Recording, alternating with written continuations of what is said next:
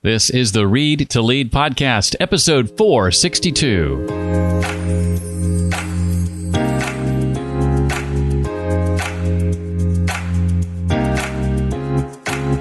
There's one thing that top salespeople, top business owners, top people do that differentiates them from the we'll just call it the non-top people in your sphere, okay? And that is, when you meet someone, don't talk about yourself first. Most people don't want to hear about the other guy until they have reasons to care.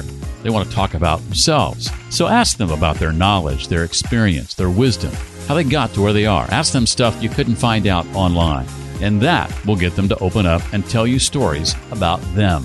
Hi, I'm Jeff Brown, and this is the Read to Lead podcast, the podcast dedicated to your personal and professional growth, where you'll find me most weeks sitting down with a successful and inspiring author to talk about his or her latest book and their unique insights on things like leadership, mindset, productivity, entrepreneurship, and today's topic, sales. We will be joined momentarily by author Jen Gitomer. She wrote a book called Sales in a New York Minute, 212 pages of real-world and easy-to-implement strategies to make more sales, build loyal relationships, and make more money. I'll be asking Jen to share about her practice to successfully maximize and master our thinking effectiveness, her networking values, and the differences between networking and targeted networking, what she means when she says value-based selling begins with video-based selling, and lots more. There is an online community waiting for someone just like you. It's called the Read to Lead community, and for now, it's free to join. You can find out more about it at jeffbrown.me. When you sign up for free right now, you get access to a free book summary every single week. In fact, just this past weekend, I posted a summary of the book No Rules Rules in our entrepreneurship category. That book co-written by Netflix founder Reed Hastings. Ashley, a member of our Read to Lead community, said, "Thanks for the recap, Jeff. My two takeaways I want to learn more about are talent density and Netflix's innovation cycle." Patrick said, "Awesome summary. Thanks for sharing. I love the action steps. And from an employee's perspective, I'll look for opportunities where I can surround myself with people I can learn from." I applauded Patrick's mindset, but I reminded him that that's also what the Read to Lead community is about. An opportunity to surround yourself with people who take personal and professional development as seriously as you do. A chance to meet those folks, to interact with those people, and oh, by the way, get a free book summary every single week. But that's just the start. Earlier today, I posted an article called 9 Steps to Maximizing Your Reading and Thinking Effectiveness, something we touch on today in our conversation with Jen in just a moment. And over the weekend, I published an article called Building Better Relationships, the Importance of Effective Communication in the Workplace. So lots of opportunities to learn. Again, surround yourself with people just like you who want to learn from me and each other, and a free book summary each week to boot. Again, it's all at jeffbrown.me. That's jeffbrown.me. It's free to join. Hope to see you in the community real soon. In 2013, Jennifer Gitomer left corporate America to fulfill her entrepreneurial dream. She built a 6-figure coaching business in a matter of months and then became a speaker, helping sales teams from coast to coast make more sales. After starting and building a successful business and running her husband's business, Jennifer realized that she had built the exact work your butt off 24/7 model twice. And she decided she was done living to work, but would finally build a business by working to live. Her book is called Sales in a New York Minute, 212 pages of real-world and easy-to-implement strategies to make more sales, build more relationships, and make more money.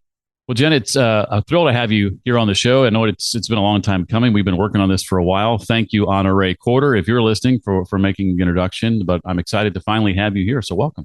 I'm excited to be here. Thank you for having me. I read, or maybe I heard on your podcast, that you are a lover of all things, well, not all things four-legged, but the dog variety anyway. Yes. I have 2 Cavalier King Charles Spaniels, and they're like my children. My wife and I know exactly what that's like. We've gone through our dachshund phase, and not that it's a phase, but our 2 oldest have since passed on, and we have the third still with us, and then a couple of more rescues since then. But yeah, we are made fun of all the time. We don't dress them as much as we used to in clothes but we do think of them, at least I do, like children. So I totally identify with that. They really are. My husband's daughter, by the way, one of his older daughters rescues dachshunds. I got to put you guys in touch. Oh, wow. Okay. Yeah, she's very big in the dachshund rescue world. Great. Good. Yeah. Good to know that, I think. See how quickly you can make a connection and then it goes to like something even deeper. Like it's amazing, isn't it? Yeah, and that's some of what we're going to talk about today in deepening relationships and how that impacts sales and all of those things. I couldn't help but notice that as I email back and forth with you and we set this up, there's a different last name than the one on the book from 2019, I think it was. So tell me a little bit about that transition. Well, I got married to a guy many have heard of. Yes, to Jeffrey Gitomer, the author of the Little Red Book of Selling, amongst 17 other best-selling books. So my last name has changed. And do you know that, well, you probably don't know this because you're a guy, but changing your last name as a woman, like legally, is the biggest pain. Like, and in COVID, they wanted you to mail all your documentation. I'm not mailing my social security card, my passport, my driver's license to some office hoping it comes back to me. Right. Like, no, I'm good. So I still have not officially changed it, but I do go by Gitomer. Yeah. I did not know that that's how you had to go through it during COVID. I would have responded the same way you did were I in that situation. It's crazy. It's totally crazy. Well, when Honore made the introduction, the recommendation, I said yes, sight unseen with regard to the book because, I trust Honore. And even after seeing your book, I still trust her. No, I'm kidding. No, joking. It's a great book. The thing that surprised me was how it was laid out. It was, I don't want to say unusual because that maybe gives the wrong connotation, but it's not laid out the way a typical business book, you might expect to be laid out. I'd love to know about the process of writing it and writing it the way you did and the reasons you structured it the way you did. Yeah. So there's thousands, probably hundreds of thousands of business and sales books on the shelf, and they all contain somewhat similar information to an extent in each person's voice. And I wanted my voice to be heard in a way that really sunk in to the reader. And I felt like the only way to do that was to take a look at the visual appeal. Because for hundreds of years, we've been putting text on page and calling that a book. And I thought, you know what, we can do better.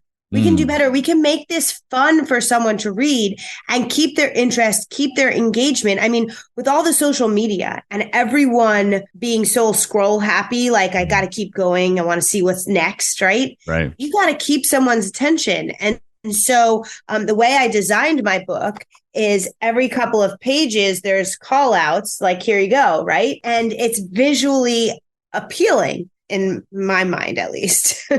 Very much so. And I love the call outs. I love that, as you intimated just now, it's very bite sized. You can jump in anywhere pretty much in the book and read a couple of pages and get a concept and a next action from that. And then feel like you got something. And it took you, 5 minutes or less or 212 seconds. Yeah, that's the other thing. I wanted someone to be able to pick it up wherever. Hopefully you start from front to back because there is some sort of order to it.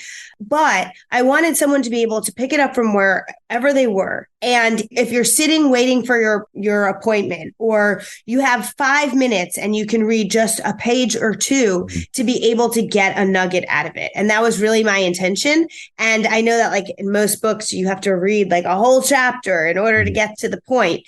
And so I just wanted to get to the point.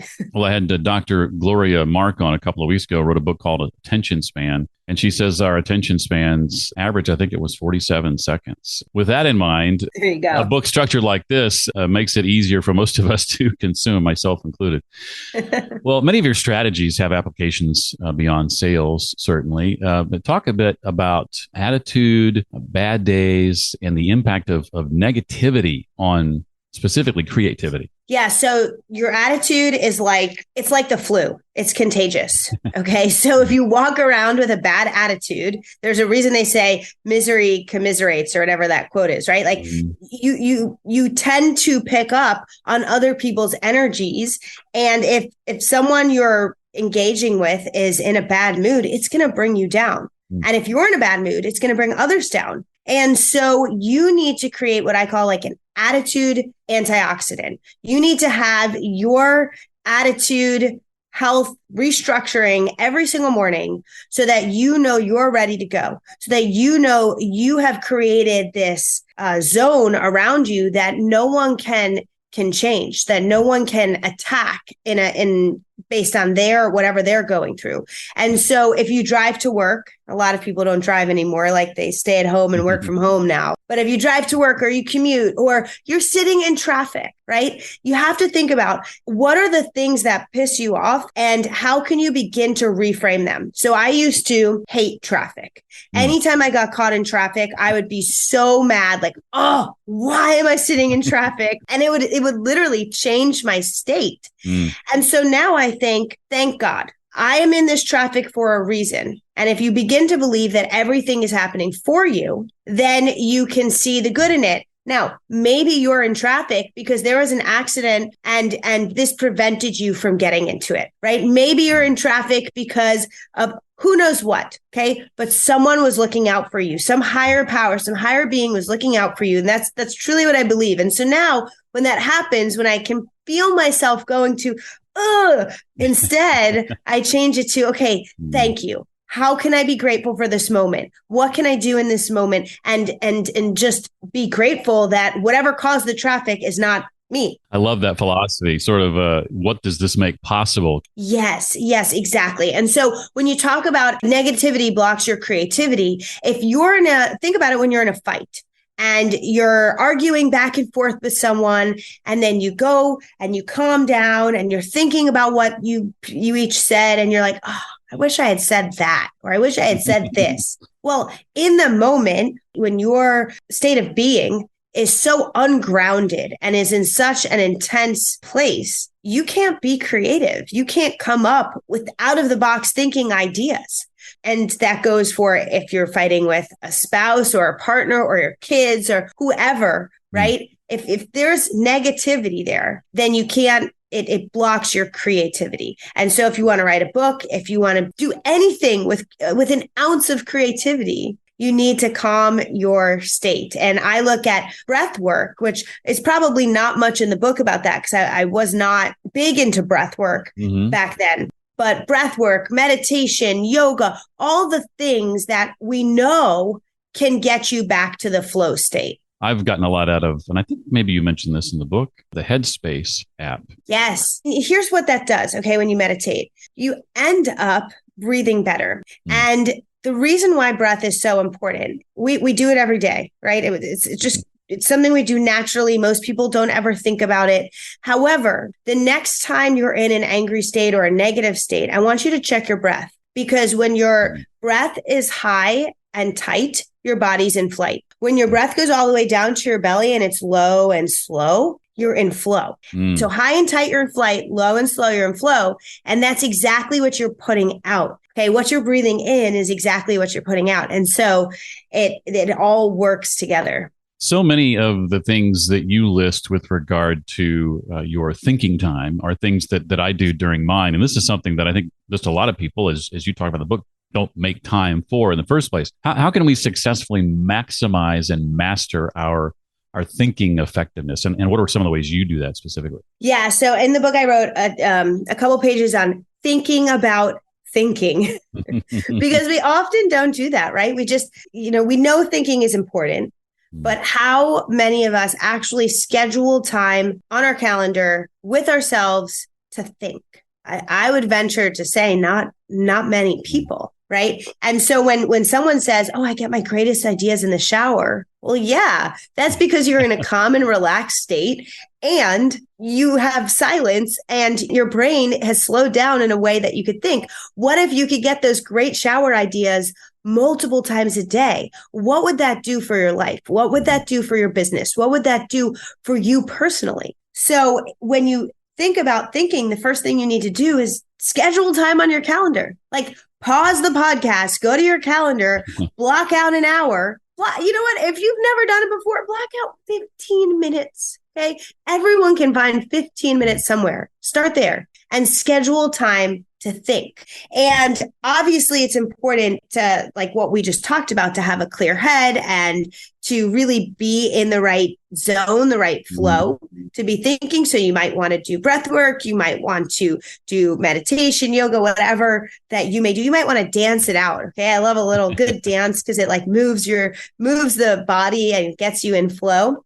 And then write everything out that's on your mind. So I call it drain your brain. Just write every single thing out that's on your mind so that you're not thinking about, oh, at 3:00, I have to go pick up the kids and here's what I'm going to make for dinner. No, those things are taking up space. Just write them out, get them out of your head, and then begin to think about whatever it is you want to think about. And it makes it so much more impactful and so much more effective. Something I didn't mention that I should, now that I'm thinking about it, is that Jen breaks the book down into 3 parts. Part 1's all about you. Part 2 is all about selling. And I want to move into that section now where you write about the values of networking. Share some of your networking values, Jen, and the difference between networking and targeted networking. Yeah. So I'm a big networker because I built my business on networking, actually accidental networking. I wanted to play more tennis as an adult.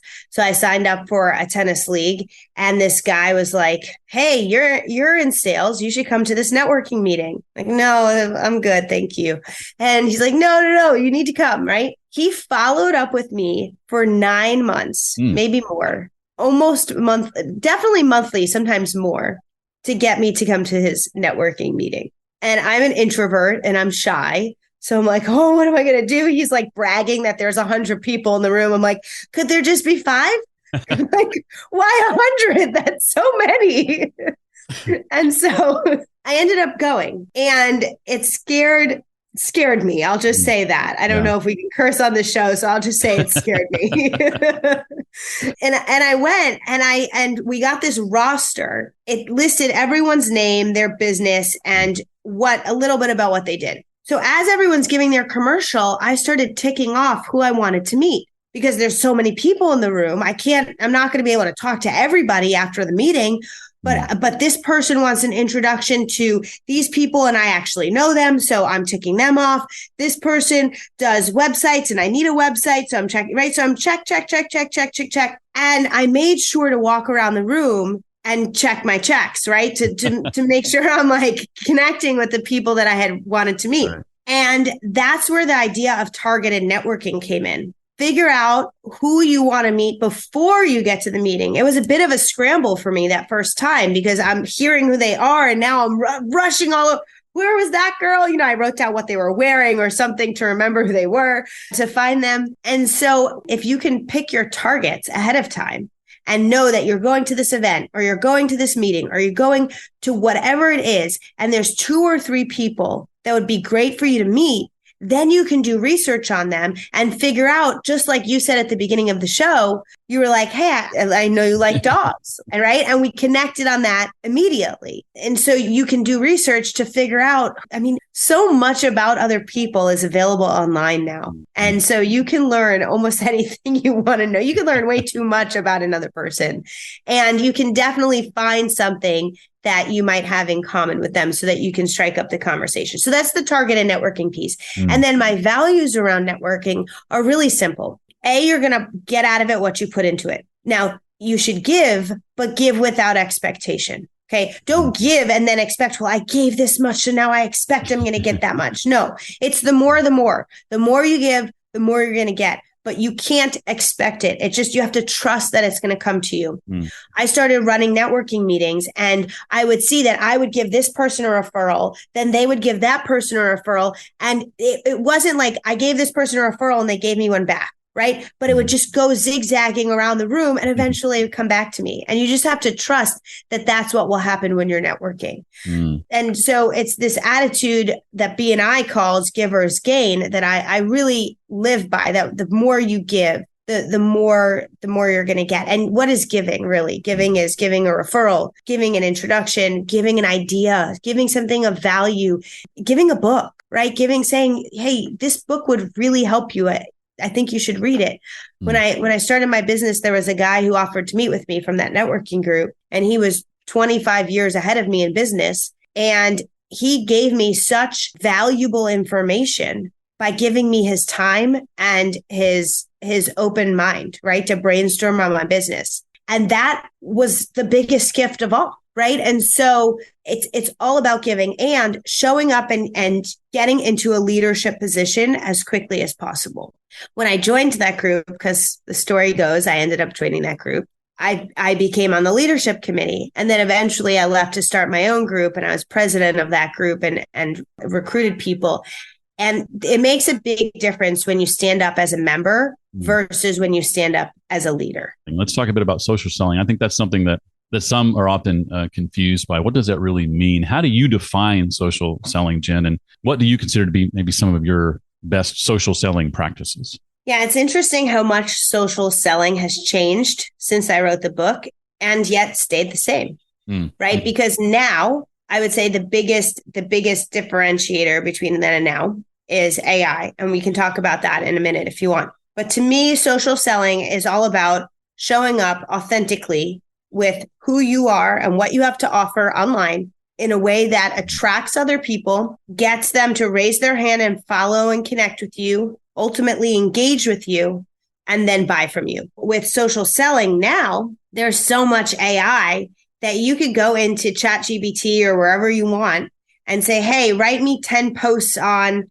insert your topic, and it's going to spit back 10 posts. The problem with that is that it just gave you something generic that is not you.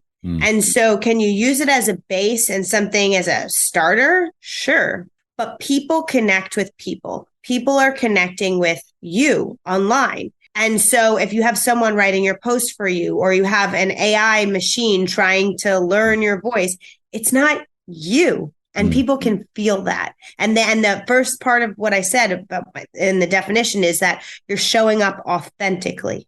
And so that's really key, because people aren't connecting with robot Jen, right? They're connecting with the real Jen. And I think that's going to become a big thing moving forward. You know, you remind me, I spoke Wednesday night to a group, about 115 Nashville podcasters. And the very first question I was asked was, how can we marry AI with what we do?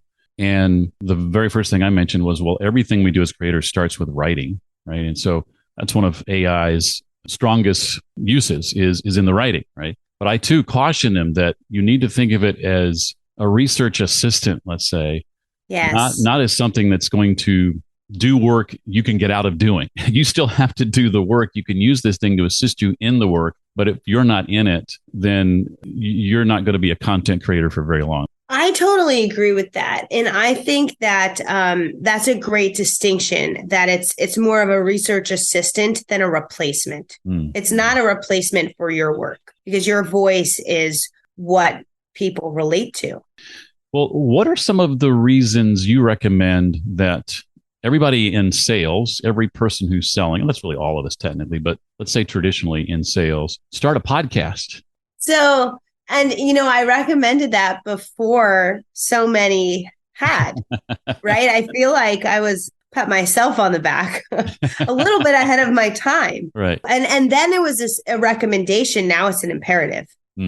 Okay. People relate to you. People relate to people. Sometimes people will say to me, well, I can't write a book. I don't have that many words. How am I going to It's like, you don't have trouble talking, do you? So show up and talk. And then you have 100, at some point, eventually you have 100 episodes, and now those can be transcribed and turned into writing. And you are writing, because writing and talking is thinking and expressing, and goes back to that thinking time from the beginning. And so a podcast helps people get to know you better. It helps people relate to you. You learned I have dogs. Right. And that's like one snip in the podcast. But it was the relatable piece. And that's what's so interesting. Right. I can tell people I make cacao every morning. I show it on my Instagram a lot. I just started getting into matcha. And so like those pieces, those anecdotes, those are relatable pieces that unless you're showing up all the time, people won't be able to learn or get to know you. And when you offer a podcast as a salesperson, you don't have to do all the talking. Go interview the top people that you want to get to know and feature them, tell their story. Who are they going to want to talk to more about what you offer? You, who just featured them, or Joe Schmo, who's going to cold call them?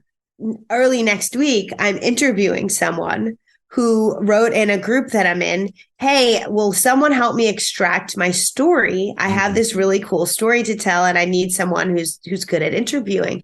And I was like, yes, because she's an ideal client. She would be fun to work with.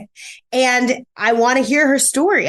You can't do it if you're not genuinely interested. But if you're genuinely interested, then it begins that relationship. It's that relationship builder. I never realized when I started this podcast nearly 10 years ago, the networking opportunity it would be. I wasn't even thinking about it in those terms when I started it. It was a selfish beginning of, well, not completely selfish, but I want to read some great books and talk to some interesting people for my own edification, and then also maybe use it as a way to encourage people to get their nose in a book more often. But it's become this tremendous networking vehicle that I just never realized it was going to be. Yeah. Tell me what, in your opinion, the top sales performers do that the regular Joe Schmoes do not do. I know, for example, you were selling Cutco knives at a very young age, and I think you told a story too in the book, not related to that necessarily, but you went to interview at one company and they thought you were too young, and so then you went across town and interviewed for the competition. They gave you a job, and you became like a sales leader in pretty short order. Yeah. So there's one thing that top salespeople, top business owners, top people do that differentiates them from we'll just call it the non-top people in your sphere. Okay. And that is they take ownership and self-imposed leadership. They become the CEO. So in selling, you become the CEO of your territory. If you're an entrepreneur, you become the CEO of your business. And I work with so many clients who come to me and their business is running them. They are not running their business. Right. Their business is running them. And over the course of time, they're like, I put my CEO shoes on today. I'm like, there you go. Right. And so I'll give you an example. I had a sales rep, Lucy, just an amazing human being out of Atlanta. And she got assigned a pretty hefty quota. And she knew, I didn't know, but she knew she was pregnant and going to be having a baby mid-year. So what most or many people would do is they would go to their boss and say, hey, just a heads up, I'm going to be taking maternity leave on this date. So we have to reduce my quota because I won't be here the full year and I won't have all year to sell and blah, blah, blah. Not Lucy. Lucy came to me and said, hey, I'm going to be on maternity leave. So here's how I'm going to make my 12-month quota in less than 12 months. Okay. She took ownership. She knew that the wins and losses were up to her because she was in charge of her territory. No one was coming in while Lucy was on maternity leave to sell that territory. That was her territory. And she put her stake in the ground. And so the question for your listeners is, where do you put your stake in the ground? Where are you the CEO in your life, in your business? And how can you step up even more and really be that leader? Related to this, I like the idea of assuming the sale is yours. What do we get ourselves and our customers, or how do we get ourselves and our customers in that frame of mind? Are there questions we can ask? Is there a way to frame that easily? Yeah, language is really important, right? So if you go in and you're like, well, if you work with me, no, when, not if, when. So, and you could do the same things if you have kids, right? So if you go to school tomorrow, no, when you go to school tomorrow, we always assume they're going to go to school tomorrow. We don't think, oh, maybe they'll wake up and just be in a mood to not go to school, right? We assume. So therefore they assume they're going to school. But where does this not play out in life? And so if you can begin to assume the sale is yours, your language changes dramatically. And one word, it's amazing how one word in a sentence can change the entire meaning of a sentence. And so when you begin to look at your language patterns and your language, I have gotten really deep in language over the past couple of years. So I'm a nerd on this kind of stuff. when you begin to look at your language, you'll see, are you using assumptive language or not? And if it's with selling and you believe that you can help the person, then you should be assuming the sale, because that's going to change all your actions. Your thoughts and your language are going to change how you act. And so if your thoughts and your language are not in an assumptive way, but they're like, oh, this person's not going to buy from me because I've lost the last 3 sales, well, you're going to take actions that are probably going to kill that sale. Same can be said of relationships. 100%. 100%. If you're like, when I get home, my husband's going to be in a bad mood because he's been in a bad mood the last 3 days. Well, then you get home and you're probably like abrupt about something because you're annoyed from yesterday, right? And so now he's pissed off that you're pissed off, and see how it's like a circle. Yeah. And rather than, what if you assume today he's going to be in a great mood? And by the way, my husband's actually almost always in a great mood. So this is not about my husband, but just more the general person. But yeah, like our words, our thoughts dictate our actions. And so just start watching. If you don't like how something's turning up, start asking yourself, how are you responsible? And if your immediate answer is like, I'm not responsible, and you go to blame someone else, well, where can you take responsibility so that you can change the outcome? I know when I'm doing too much of that, because my wife will look at me and she'll say, you realize we're on the same team, right? I say, I've got your best interests in mind. I'm not working against you, just so you know. What do you mean, Jen, when you talk about value-based selling begins with video-based selling? Yeah. So we're face-to-face. I can see you. I can feel your energy. You can feel mine. And that makes a big difference versus, let me just send you an email and do this podcast by email, right? That wouldn't work. Right. And so there is a value to showing up and offering out your energy on video, on screen, if you can't be there in person. Obviously, in person is prime. But if you can't be there in person, who have you sent a video message to this week? And I can bet for most people, it's no one. But do you know the type of response that I get when I take 5 minutes in a day to film a bunch of videos? Hey, Jeff, it was great talking to you on the podcast. Right? Versus an email, and how much more people appreciate it. You know who likes this too? My grandma. Okay. My grandma loves receiving video messages from me. And I bet your family members would love that too. Is this Grandma Harriet, by the way? No, it's not, because she passed, but she did know, but she gets mental messages. She sees me all the time. She's always with me. It's all good. A part of her is still always with me. But wow, very, very detailed. I'm loving it. But no, my other grandma, who is alive, like she gets video messages and she loves them, right? Like, how cool. But it's not just for grandmas. Okay. It's for friends you haven't spoken to in a long time, family members that you want to get in better relationship with and closer touch with.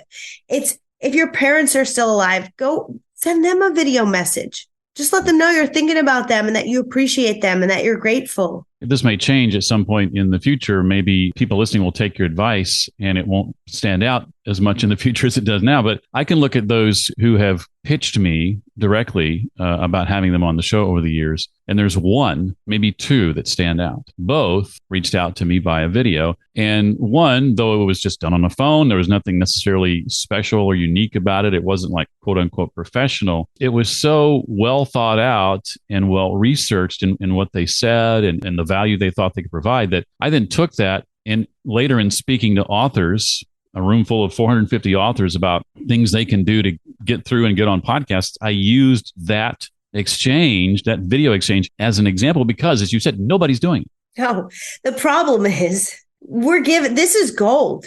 Okay. This is you want, if you're a salesperson or a business owner and you're like, oh, my emails get ignored and you're not sending video, you're missing out.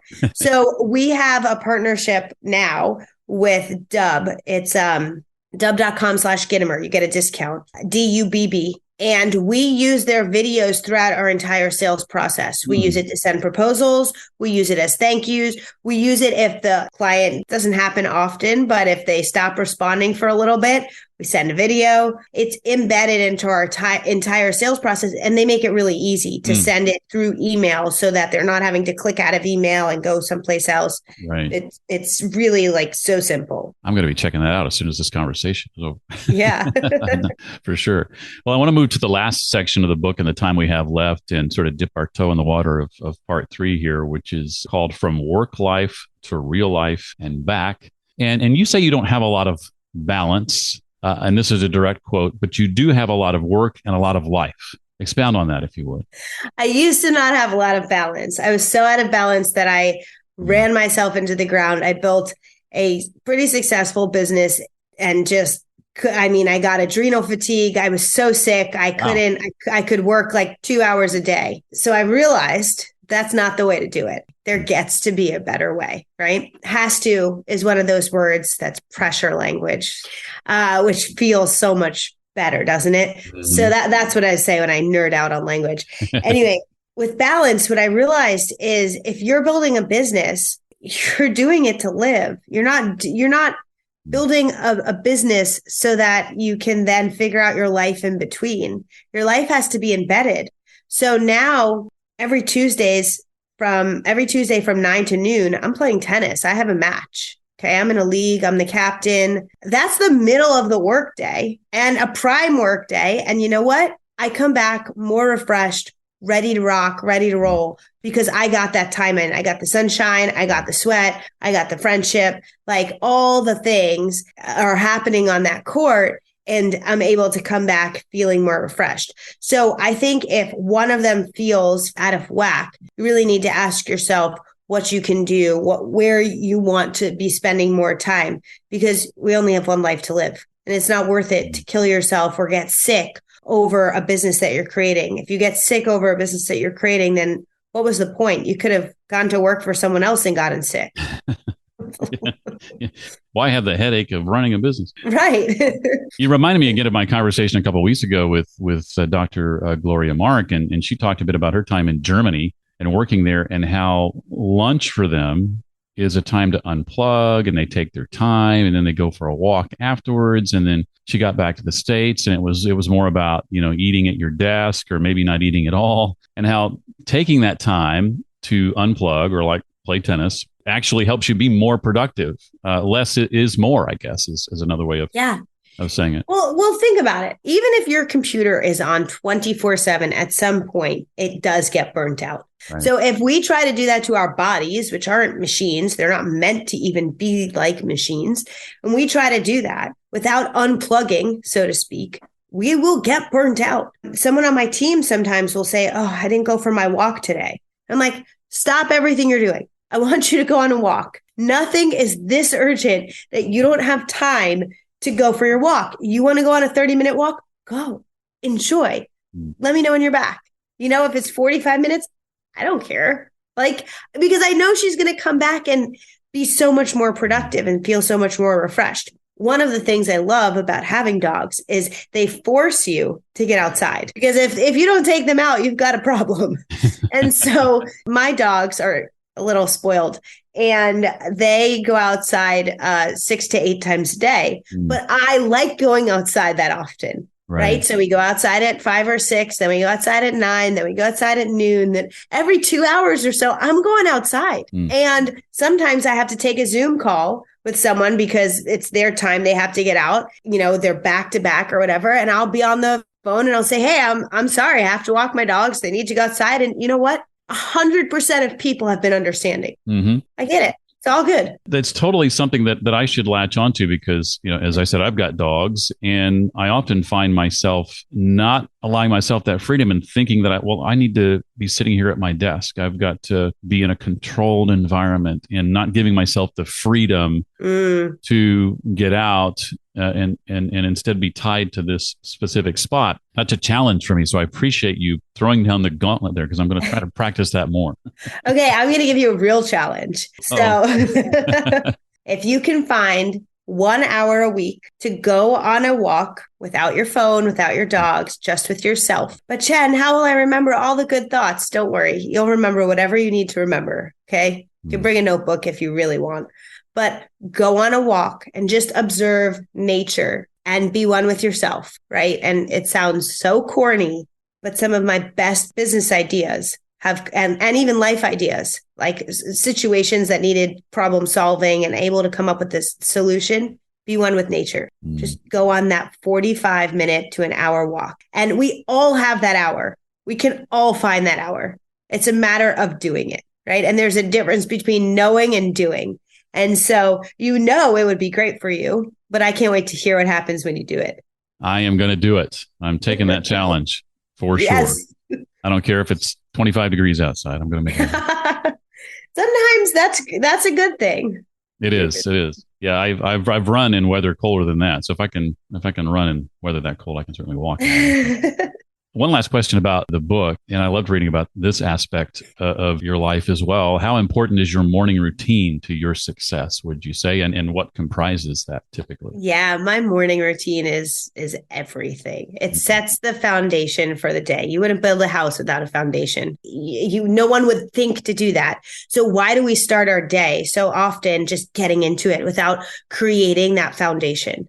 And the answer is, I don't know. They don't teach this stuff in schools. They teach ridiculousness, but they don't teach the good stuff that really matters and makes us like productive and successful human beings. And so part of my morning routine is to sweat. Okay. I got to sweat. I got to see sunshine. I got to get outside. Even if it's cold, I hate the cold, but even if it's cold, and I read and I write. And I do the things that get my brain going and thinking. And I have hacks to that, right? I add in cacao because the cacao really opens up. It's a plant medicine and it opens up my thinking and ability to be creative. It also helps me be focused on setting an intention for the day, which I love. Sometimes I'll sage in Palo Santo. And this morning I vacuumed and then I saged and cleared the energy. And I just felt like Friday, it just needed a fresh start Friday. And a lot of times I'll dance and just like move the stuck energy or like warm up my voice and do weird stuff like, blah, and just like get all the like weird stuff out. But that sets the foundation and everyone has to find their own thing, right? Like you might not want to dance tomorrow, but I do. Right. And so you got to do what works for you. And a lot of people will say, well, I follow this person's morning routine. No, it's not about someone else's morning routine. You do your morning routine. And I think what's even more important than a morning routine is your evening routine. Yes. Talk a bit about what that looks like for you. Yeah. So how do you set yourself up at night to have a great next day? Because we all know that it's in the preparation. So people talk about the morning routine, but what they don't talk about is like, okay, are you going to bed at a timely hour so you can wake up and be ready for your morning routine? How are you going to bed? Are you going to bed with calm thoughts? Have you gotten everything off your mind? Or is there like some story circling in your head that you just need to get out? So maybe you need to meditate or do things like that. A lot of women have a skincare routine or a way of taking care of their face. And that's great. But to me, that's just the beginning, right? What are all the other things that you need to do so that you can go to bed and get a great night's sleep and wake up ready for the next day? So for me, I'll be setting out my clothes. I typically play tennis in the morning. I'll set out my clothes the night before, so I don't have to think about it. I prepare my water. I'm crazy. And I distill my water so that I take all the junk out of it and then I add in my own minerals. So I make my water for the next day, the day before, so that I have fresh water, clean water. And I put some by my bed so that when I wake up, I can immediately drink water, right? There's little things that you can do that create health and wellness in your life and take, not a lot of time, but set you up for success. Well, we've jumped into all three sections, but is there anything from the book I haven't asked you about that you want us to know or walk away with? So at the end of the book, the best advice I can give to any salesperson is love what you do. And I really mean that. We have one life to live and you're going to wake up every day and do whatever it is you're doing. And that's not just advice for salespeople. It's advice for moms or dads or business people or wherever you are in life. Love what you do. It's so important because that's where your energy is going and you get to love what you do. You don't have to be stuck or stay in something that you don't love. There is always an option. Well said. Well, this being the book show, before we wrap up, I wanted to ask if there are one or two that have impacted you over the course of your life and career that you'd be willing to recommend or share with us. Yeah. So you mentioned Honore at the beginning. I love her books. Mm-hmm. Definitely check her out. I'm sure you can link to her, Honore Quarter. Jeffrey Gitomer, my husband, which it's how we met. Someone recommended that I would love his writing and love his books. And I started reading one of his books, and I'm like, oh my God, this is exactly how I sell. This is so me.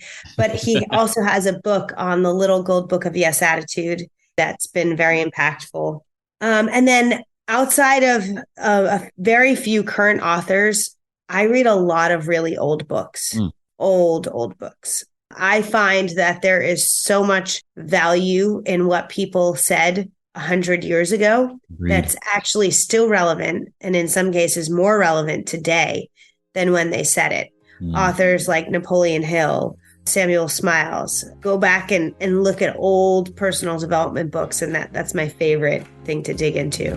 To your point, yes, I think there's a lot of value in older books and the classics and the How to Win Friends and Influence People and 7 Habits and on and on and on, for sure.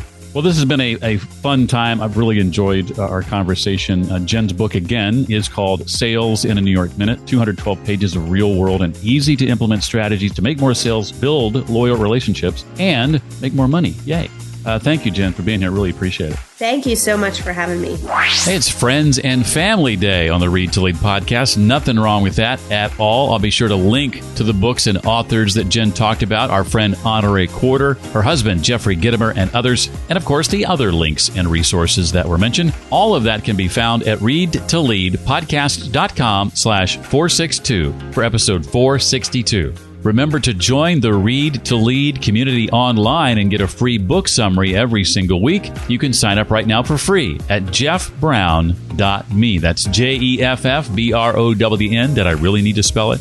.me. That's jeffbrown.me. Next time on the show, we'll be welcoming new authors Colin Goggins and Garrett Brown. They've written a book called The Unsold Mindset, redefining what it means to sell. Keeping with the selling theme, they argue that the world's greatest sellers are the opposite of who you think they are. That's next time on the Read to Lead podcast. Well, that's a wrap for this week. Hope to see you next time. Until then, as always, remember, leaders read and readers lead.